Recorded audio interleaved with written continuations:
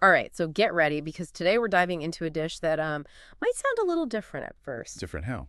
It's apple risotto. Oh, wow. Yeah, so apples in risotto. Right. And I know what you might be thinking because I was thinking the same thing. Is that really a good idea? It is interesting how our brains like to categorize flavors.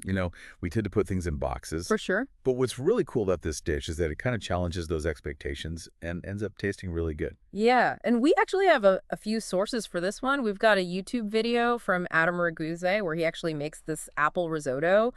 And then we've got some articles that talk about the different flavor pairings and kind of the history behind it all. And it's interesting stuff. Like Okay. Raguse even starts off his video by saying, you know what time it is?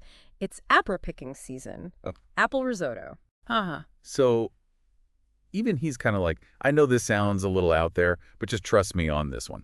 And that's why doing these deep dives is so interesting.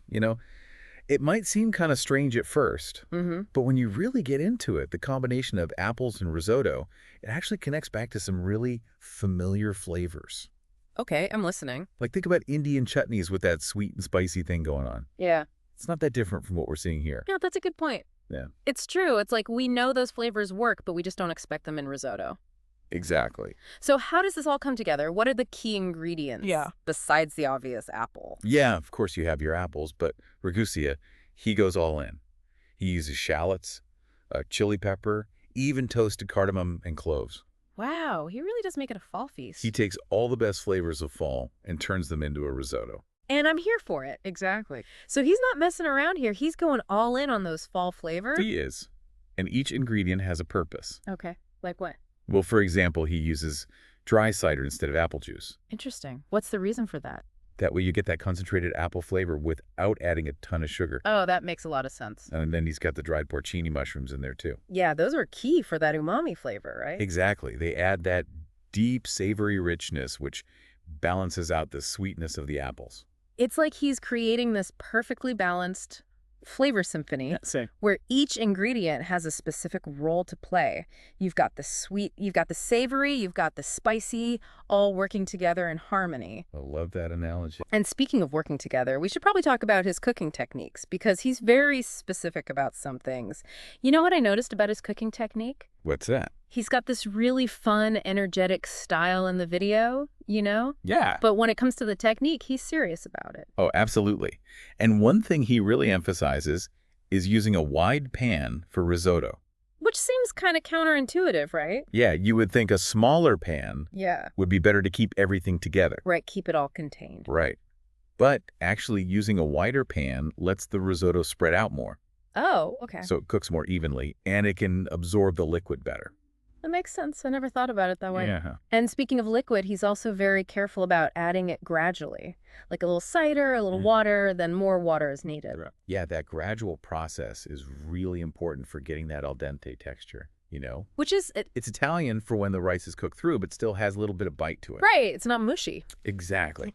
It's all about slowly coaxing the rice to release its starches so you get that creamy, luxurious texture.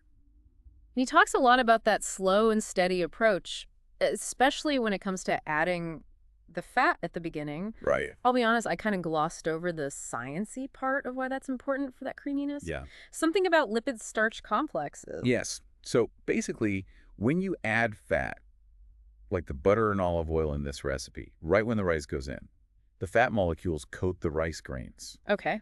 And that coating actually prevents the grains from sticking together and releasing too much starch too quickly, Interesting. which would make it gummy. So instead, you get this nice, slow, even release of starch, which creates that silky smooth consistency. So it's like the fat is doing all this important work behind the scenes. Exactly. Yeah. It's subtle, but it makes a huge difference. Okay, so we've got the apples, the spices, the slow and steady cooking method, and then Raguse hits us with this curveball, which I have to say is genius. What's that? His choice of cheese. Oh, yeah? Now, I'm always down to try new things, but even I was surprised when he used manchego instead of Parmesan. I know. It's unexpected, Totally unexpected. but it makes so much sense. Okay, I'm listening. Because while Parmesan is like the classic risotto cheese, its flavor can be a little strong. It can be sharp. Exactly. Yeah. And it could overpower those more delicate flavors in this dish.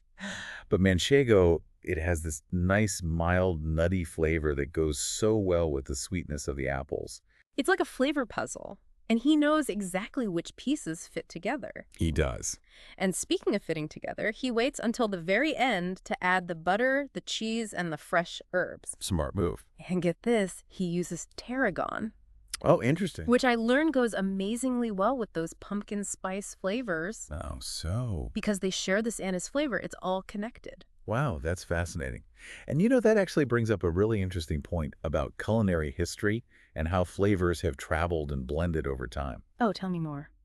Well, you mentioned those pumpkin spices like cinnamon, cloves, cardamom. Yeah, Those actually originated in South Asia, really? and they were brought to Europe through those spice routes that were established during colonialism. Wait, so you're saying that those warm, comforting spices we associate with fall desserts actually have roots in curry? That's exactly what I'm saying. Wow, I had no idea. It just goes to show you how much history is hidden in our food.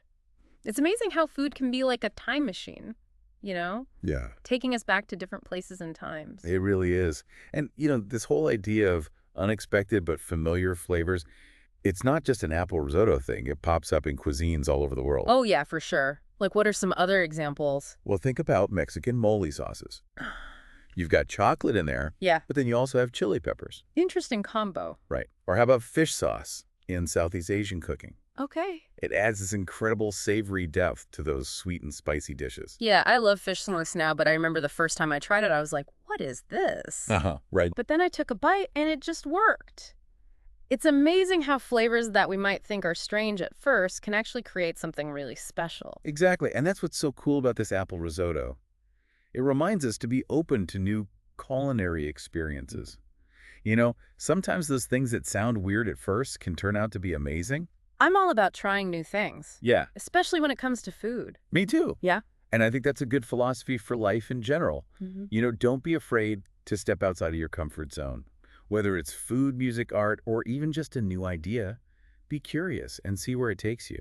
I love that. That's such a great takeaway from this whole deep dive. I think so too. Be open to new experiences, be curious, and you might just discover something amazing. Could have said it better myself. Well, there you have it, folks. Another deep dive in the books. Until next time, keep exploring and keep those taste buds guessing.